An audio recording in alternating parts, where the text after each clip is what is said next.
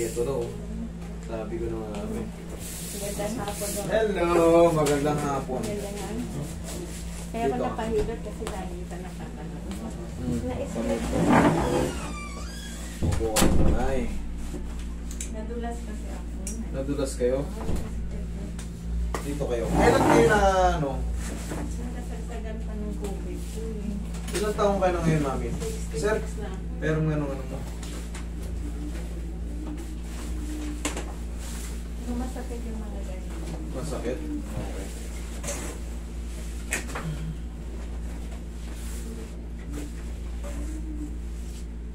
cm. Naku po, mami. Sa singit nyo, bumigay na rin. Ayan, o isa. Pero huli na ko pa naramdaman yung mga ganito po. Yan, dito. Sumasakit to. Hindi ho, ito lang, ito. Ito. Yung dito nyo, mami. Sa mga singit nyo, good pa? Sure? Okay. Mas maganda ako. Ito lang ang ano ko kasi parang pumasok siya. Mami, yung lumbar nyo. Durug-durug na, mami. Oh, Tanda na kasi. putok-putok lahat. Edad na. Ayan, ang ginamitan ng doktor. Oh. Ano explanation sa inyo? Ito, MRI to. Ang explanation sa inyo, ano Kasi explanation yung sa inyo? masakit yung ganito ko, yung nga pina-MRI ko. Ayan, oh. Sinabi ba sa inyo kung ilan yung sumabog? Durug-durug yung disc nyo, mami. Isa, dalawa, tatlo, apat, lima. Ako yan. Oh. Ito naman yung masakit sa akin. Sa pinakababa. Pinadahin. Yung mga gilid ba dito? Yung tuhod nyo, bakit walang x-ray? Meron din. Meron ba? Oh my gulay. Fracture eh. Pero ano siya, yung ibig sabihin, nakakalakad naman ako. Yun nga lang, ano siya, yung Kaya pala naka ano na yung tuhod niya. naka-sclerosis. Sa buko. Kaya pala ano. Wala na. Pero Alay. ano pa kasi to eh. Pandemic pa raw. Hindi kasi ako Ngayon syempre, 3 buwan lang yan. 3 buwan, hanggang 6 na buwan. 6 na buwan, medyo ano na kayo nun. Good na kayo nun. Eh ngayon, ilang taon na? 4 na taon na. Makakalakad na kayo. Pero nung bago yan, ipapuputol ko pa ako, nakakalakad kayo. Bago. Ito putol to. Pero ano to, yung hindi siya masakit. Pero pag umaano siya, parang maririnig mo siya, parang tumutunog-tunog. Kasi po, putol nga oh. Tumutunog siya. Umi-slide yan oh. Tingnan nyo. Oo. Kayo nang umusga mga katre. Tingnan nyo. Ito yung sa kanya, kay nanay oh. Oh, laki ng biyak oh. Brittle na talaga yung buto ng ano eh. Siyempre, may edad. Talagang ba, ayan oh. Ito, basag din yan. Na-slide kayo na yun ang pag ano. Oo, nandulas pag gano'n.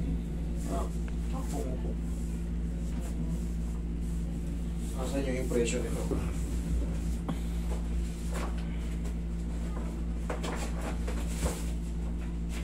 Dito, dalawang buto na kayo. Lateral view. Complete oblique fracture is lowered medial aspect of the right distal femur. Complete fracture. There is a mild distal scoliosis in the lumbar spine. Compression deformity is noted.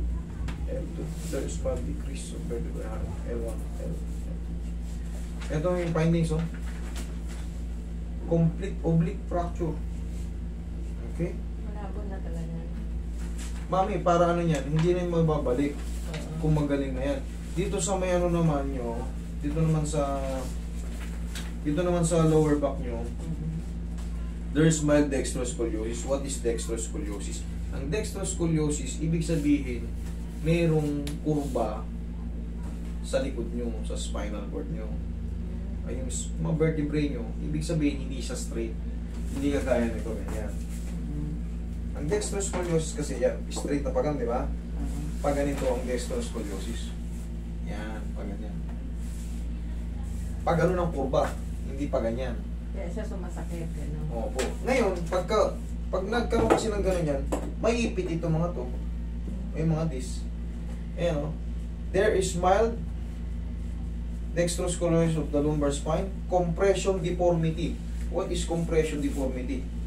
Napipisat siya na patagilid. Tumatagilid, deform. Na-deform nga eh, deformity. Sa L2. Okay. Mami, yung paa nyo, mami, hindi na, babandage ko na lang yan para kayo mamasal siya natin para hindi ko na pipitikin yan. Putol. Pag pintik ko yan, putol lalo yan. Gano'n. Opo. Ay, makita nyo naman eh. Para makita nyo yung, kasi kailangan ko kayong i-assess. Gaya nito, makikita ko yun. Oh. Pag pinitik ko yan dito, bubuka yan. Ngayon gagawin natin, imamassage ko na lang yung mga muscle-muscle dyan. Lalagyan ng bandage para tumibay pa.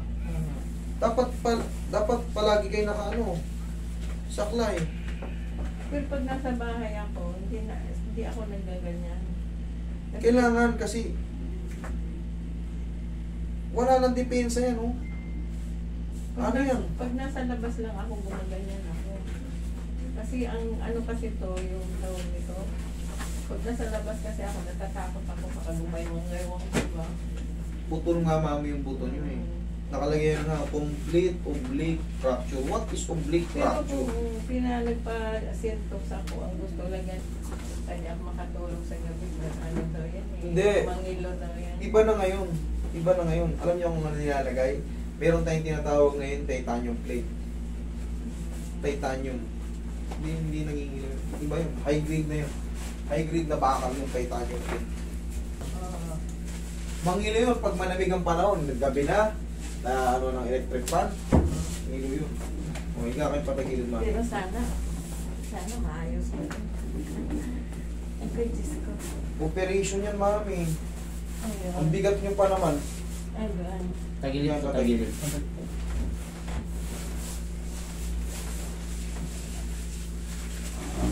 Dapat to pina-opera nyo para hindi gumaganon. Kasi gumaganon nga kasi nga putol.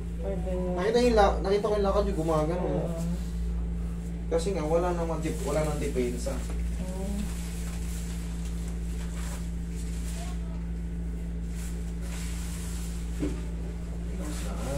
Opo.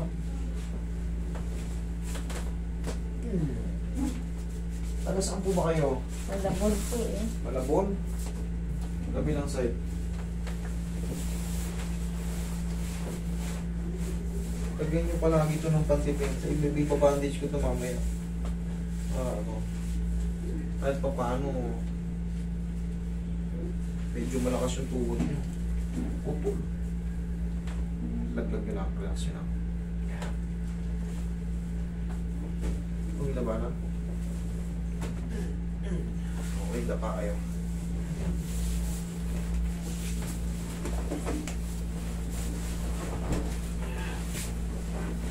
Nakakadagdag pa sa pagpapasakit yan, yung bigat niya, mami. Yung mukha niyo po dyan. Ay, baba po. Yung mukha lang po. Yan. Sinabihan na pala kayo, babakalan eh. Pero hindi nyo inano. Isa pag, choice nyo naman yun. Ayaw kasi ng anak ko rin, baka di lang makatulog sa gabi. Kulang kasi yung explanation. Tawagin mo si Lawrence. Ayo. Ganun. Tanong mo kung hindi nakakatulog yan. Eh palagi nga tulog yan Hindi kamote nga na po yan. magising yan. Hindi Hirap nga pong gisingin. Nakita yung plate yan. Simula po na ito, nalagyan ako ng bakal dito, nag-PB player po ako ng ano eh. Jackson. Magkano naman inabot yun, sir? Simula ito. Ayan o, pakita mo sa kanya. Ano pa yan? Ayan o, bakal yan. Pero yan kasi, kulang kasi sa explanation. Yung titanium plate ngayon, Wala ko. hindi na yun hindi na katulad noon. Ay, ganun. Oo, hindi katulad noon. Yun na nga, dati stainless plate lang. Yeah. Iba. Tuhod lang to eh. One hood nga lang, hindi tuhod eh. One hood. Hindi yan pang kalahating yun, mami. Kasi yung kasi ako nag-prating. Pang lalabanan ako. Okay, inhale. Exhale. Isa pa. Inhale. Exhale. Pero baka tanggihan na. Kailangan nyo rin, mami, mag-diet din kayo. Medyo mabigat din kayo. Oo, kita nyo naman yung legs nyo, tuhod nyo, napakalapad. Mhm.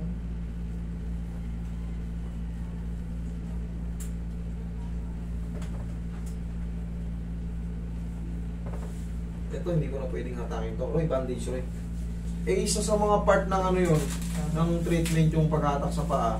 Pero, siyempre, bakit ko hahatakin kung alam kong may madadaling masama? Ay, may maapekto ang mali. Opo. Siyempre, kaya tayo may assessment para malaman natin kung paano gagawin kong diskarte. Hindi pwedeng hatak lang ng hatak. Kahit may madidisgrasya. Pero hindi natin gagawin yun.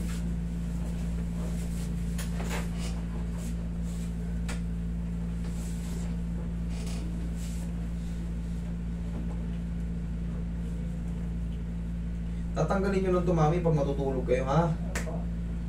Oo, ganun ito pag matutulog kayo. Tapos babalik ulit. Balik nyo na sa umaga.